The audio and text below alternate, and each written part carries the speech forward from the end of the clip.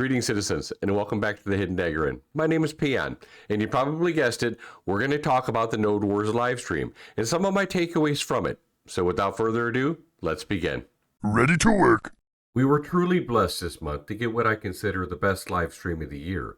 It was so compelling that I had to watch it repeatedly, each time uncovering new and valuable insights. One key takeaway from the stream was the importance of the community buy-in for the current implementation of Node Wars.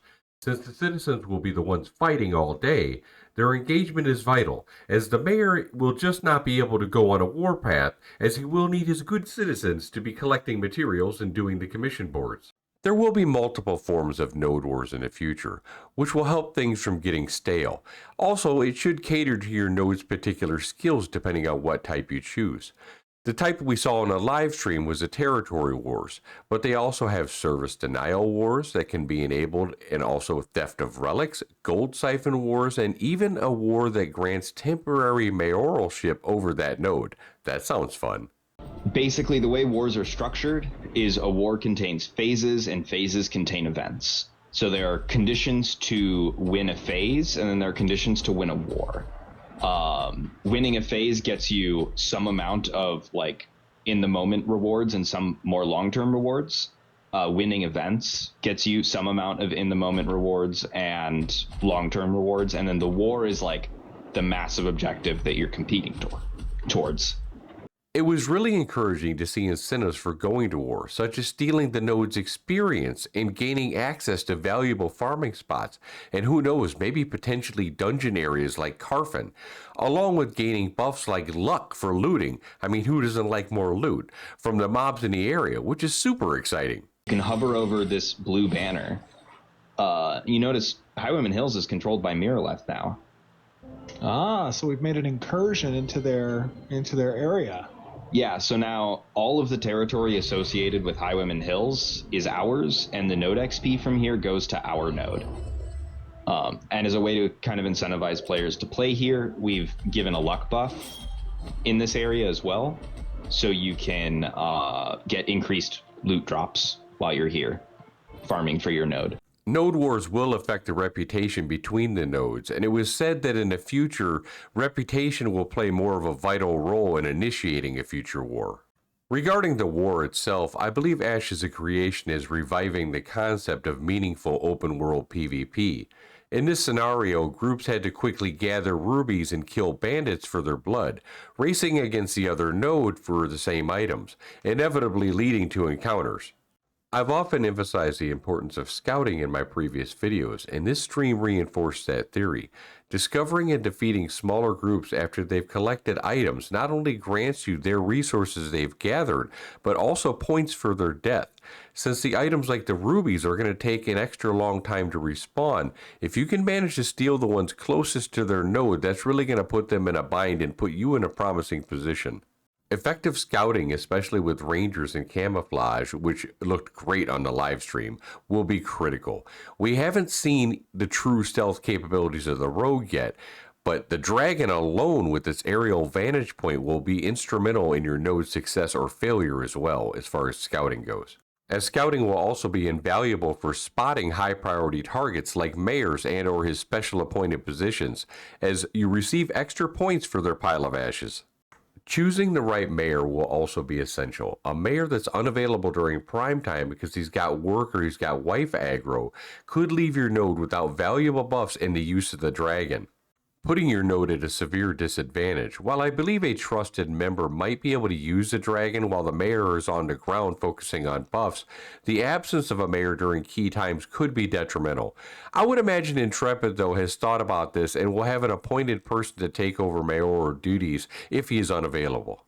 In the live stream, players were instructed not to attack the rider or the dragon itself. However, in the live game, targeting the dragon and rider will likely be imperative, possibly using a tank's javelin to dismount them. The dragon's buffs are powerful AoE attacks and make it a formidable opponent, necessitating strategic positioning during fights. You have to make sure you spread it out. If you're clumping up, you're just asking for trouble. One of the most exciting revelations was the tactical use of terrain and obstacles, the strategic placement of the tank walls to block retreats or on narrow bridges, also thinking maybe dungeon corridors and Carfen can significantly impact a battle, which is another big step for making a tank feel like a useful participant in PvP. One more observation I made, which was really immersive breaking for me, which was that silly blue beam which they had that I believe represented the tank guard ability, is being reworked. Thank you. Personally, I would like to see the guard ability be no longer than about 3 meters, and if a simple icon above the target won't suffice, then possibly a glowing yellow shield on the target to represent it being guarded. And a special shout out to Clover, who is in the guild that I belong to, in Overlord. She did a wonderful job of using the terrain to her advantage on her ranger, keeping up high and making it difficult for targets to get to her. Some of the vantage points the Rangers had are going to make it very hard for the fighter to get up there with their blitz ability. So I would like to see possibly the tanks be able to use their javelin, and I'm not sure the distance on it now, but possibly increasing it with skill points, maybe the same length that a Ranger can shoot their bow, possibly like 30 meters. And if you're wondering if you can see how you did in a battle, there will be a scoreboard detailing the KDA, damage, healing done, and objectives and more. You can see yours and you will have the option to opt in for others. As far as classes go, personally I'm still leaning towards the Rogue. It's a class I've enjoyed throughout my gaming life. However, every class that Intrepid has presented so far seems incredibly fun to play, making it a difficult choice on launch day on which character you're going to play. It will be nice to see the other archetypes in Alpha 2. This match was clearly favored towards ranged, but when the Rogue and Summoner and Bard make it in, that should help mix it up a little bit. And thanks to Steven for allowing the PI to share some of their insights, because it's become very clear that your skill choices are going to matter. There's not going to be any fluff points as we've seen in other games. Every skill that you can choose seems like it's going to really drastically decide the direction of your character, ensuring that every point allocated is very meaningful. I hope you enjoyed the live stream as much as I did, because testing is getting closer, and it was good to hear Steven confirm once again that quarter 3 is still the target. The long, painful wait is almost over to be able to test the game, and we can start to feel like we're a real part of the project, and I'm really looking forward to being able to get in there and help out. And as always, thank you for watching the video, and I'd love to hear your comments below on what you thought about the Node War live stream, and if there was anything that I missed that you caught on to. And of course, if you liked the video, please smash that like and subscribe button, as it really helps me out. Also, if you're looking for a community to join, come join me at the Hidden Dagger Inn. I'll leave the link below. Also, in that link is the link to go to the Overlord Discord if you're looking for a guild. Again, Vera, don't forget you can watch me stream on Twitch TV every Wednesday and Saturday. And don't forget to check out my new podcast where I talk to either a content creator or an up-and-coming guild. Thank you, Vera, and have a great day. Work complete.